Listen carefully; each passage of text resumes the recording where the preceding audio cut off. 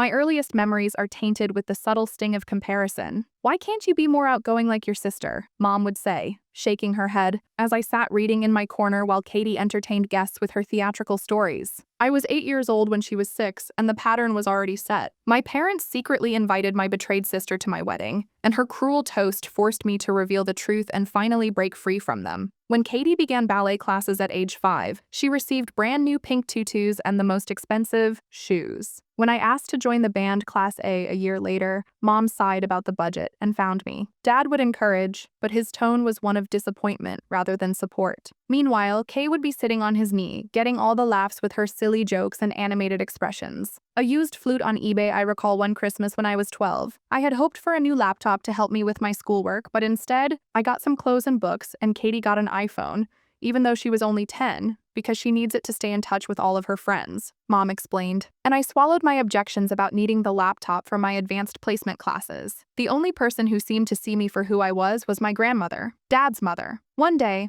as I watched my parents pack the car for another trip to Disney World, I fought back tears by complaining that Grandma Martha had welcomed me into her small but cozy house with open arms during those endless summers when my parents took Katie on family vacations without me. Grandma pulled me close and whispered, "They're lost, sweetheart. You and I will have our adventure." She always made those abandoned summers special by teaching me to. When I was 15, I overheard my parents talking in the kitchen one evening. After studying for my tests for hours, I would stop to get a glass of water. Dad said, "Well, we can only afford to send one of them," to which my mother replied, "Matter of fact, Katie showed such promise in drama club that she could make it in performing arts." "What about Emily?" Dad asked, but I stood there, glass, forgotten in my hand as their words sank in. That night marked a turning point for me. If they didn't invest in my future, I'd have to do it myself. I threw myself into every academic opportunity I could find, including science fairs, debate clubs, math competitions, and the mall, while Katie was going on dates with boys. Emily's voice lacked conviction. Perhaps she can get scholarships. Every time I tried to point out that Katie's boy-crazy behavior seemed inappropriate for a 14-year-old, my mother would say, "Emily, you're just jealous that your sister has a social life." I would retreat to my room, clutching my academic medals and certificates, and remind myself that one day all of this work would pay off, and I would create a life where I wouldn't have to compete for love or attention. I just needed to make it through high school. All of my late nights studying and competing in every academic competition paid off, and I graduated as valedictorian of my high school class with a full scholarship to State University's School of Business Management. I rushed to show my parents my acceptance letter, but they were too busy helping Katie get ready for her most recent date, which was moving into the dorms. My roommate Sarah became my sister, which was my first real breath of fresh air. I'd always wanted someone who would support my goals and celebrate my accomplishments, so being away from my family felt liberating rather than lonely. The infrequent phone calls home always followed the same pattern. Katie was dating the football team captain, and now Mom would gush without even asking about my classes because she's so popular and everyone loves her. "Are you dating anyone, Emily?" When the bomb dropped during one of our infrequent family calls in my 3rd year, Mom casually mentioned, "Oh, by the way, Katie got accepted to a prestigious university. We're so proud we found her the cutest apartment near campus. You should see the view from your eyes are on." I would mumble something about concentrating on my studies and end the call as quickly as possible. The truth was that I was thriving. My professors praised my work ethic, and I was making real friends who valued me for who I was. The same parents who couldn't afford to help me with college were now fully funding Katie's education at one of the most expensive universities in the nation. Of course, we want her to focus on her studies without worrying about money, so I sat there in my small dorm room with my phone pressed to my ear, fighting back tears of hurt and rage. However, I turned that rage into determination, and I graduated with honors. After 2 years of hard work, I was promoted to senior consultant at Mitchell & Associates, one of the city's leading consulting firms. On the night of the announcement, my coworkers insisted on taking me out to celebrate at the Blue Room, a hip downtown bar where I met James. He was charmingly successful and genuinely interested in learning about my career. We exchanged numbers and soon found ourselves dating. For 2 years, everything felt ideal. James gave me a sense of worth and love that I had never really experienced with my family. Then, Katie sent me a wedding invitation from Richard Thompson III, a hotshot real estate developer she had met in college. I was on the verge of declining, but James persuaded me that it would look worse if I didn't go. The wedding was extravagant, and Katie practically floated around in her. She smirked during our required sister moment at the reception, letting everyone know she was getting married before her big sister had even gotten engaged. I mean, you were always so focused on your career and everything, but don't worry, maybe someday you'll find someone too. I put on my best fake smile and sipped my champagne, reminding myself that her approval was no longer important. A year after Katie's wedding, James and I were living together in a comfortable apartment downtown. One evening after preparing dinner, he proposed in our small kitchen and pulled out a ring. My heart leaped, and I said yes and practically leaped into his arms. The ring wasn't as ostentatious as Katie's enormous diamond, but it was perfect. For me, elegant, and when I called my parents to tell them the news, my mom's reaction was, as I had expected, lukewarm. "Oh, that's nice, dear. We should meet him properly. Bring him over this weekend." The meeting was just as awkward as I had anticipated, with Katie showing up without warning and wearing a designer outfit that likely cost more than our monthly rent. "So you finally found someone willing to marry you," she said with that familiar, condescending tone. "Mom and Dad seemed to warm up to James during dinner, so we should throw your engagement party." Mom abruptly announced that we would handle everything, because it's the least we can do since we couldn't contribute to your education. The casual way she mentioned their financial favoritism made my blood boil. I was beginning to worry that you would end up alone with your spreadsheets and PowerPoint presentations, but James squeezed my hand under the table to help me stay calm. However, James seemed so thrilled about the idea that I accepted. 2 months later, we drove back to my parents' house for the celebration. They had done a good job with the decorations, and seeing all of our family members there to celebrate us made me think that perhaps things were starting to change. Katie arrived, by herself, explaining that Richard was away on business. She kept making snide remarks about how my dress was inexpensive and friend-friendly, and how she could suggest a superior wedding planner to the one we were thinking about. The party was going on when I realized I hadn't seen James in a long time. I asked if anyone had seen my fiancé, but they were all too busy having fun to notice, so I started looking around the house before going upstairs. As I got to my old bedroom, I heard sounds that made my stomach drop, and my hand shook as I reached for the doorknob. James and Katie were tangled in the sheets of my childhood bed when it creaked open. "Emily, hold on, I can explain." James rushed to get dressed, his face red with either shame or effort, but I couldn't tell. Katie didn't even bother to cover herself properly. She just lay there with that smug smile I'd known my entire life. "Oh, Emily," she purred. James finally realized what I've known all along. I'm the better sister. Never have been, and always will be. I had to lean against the doorframe because I was shaking so much. After 28 years of being second best, I opened my mouth to scream and finally let out decades of hurt and rage. But before I could do so, Mom and Dad entered the room. Hearing the commotion,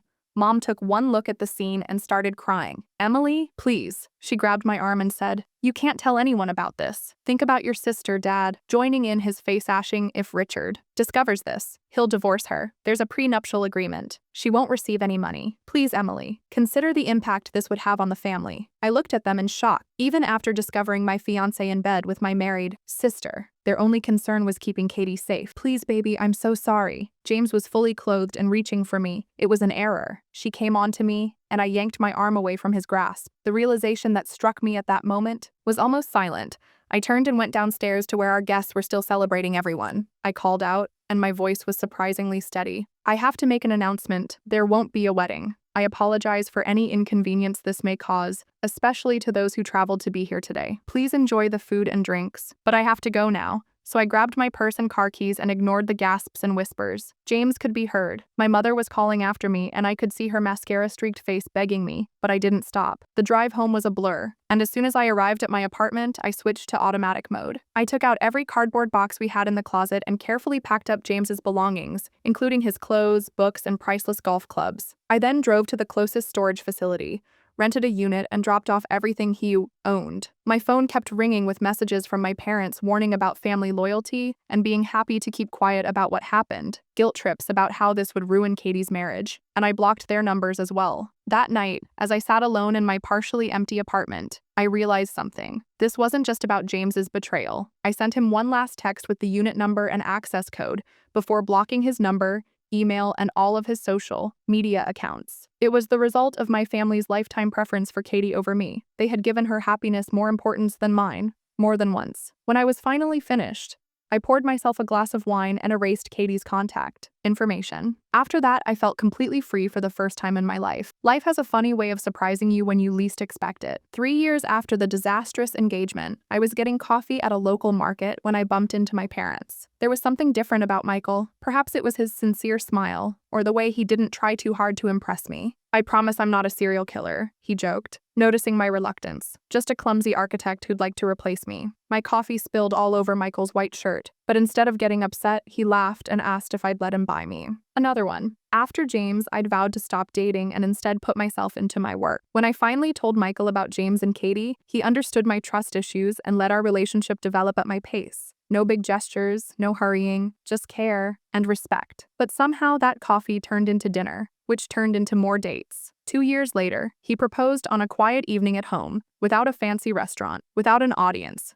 just the two of us. When his parents, Tom and Linda, insisted on throwing us a large wedding, I immediately said yes. His parents were so excited to have me join their family that they even took me shopping for a wedding dress, insisting on paying for it themselves. I invited Grandma Martha first because she had always been there for me, followed by my aunts, uncles, and cousins who had always treated me with genuine affection. But after weeks of internal conflict, I finally answered the phone and saw it was Emily. She sounded surprised but happy, and we were hoping that I was calling to invite you and Dad to the wedding. I interrupted before I lost my cool, but, "Oh, sweetie, we would love to come. Have you invited Katie and Richard, your sister?" I said firmly, my hand tightening around the phone. "I won't be inviting her. She lost that right when she slept with my fiancé at my engagement party while she was married." I might add that I expected the typical protests and justifications for Katie's behavior, but instead, there was only silence. "The wedding is next month," I said, maintaining a steady voice. "I'll email you the details." My wedding day started perfectly. The venue,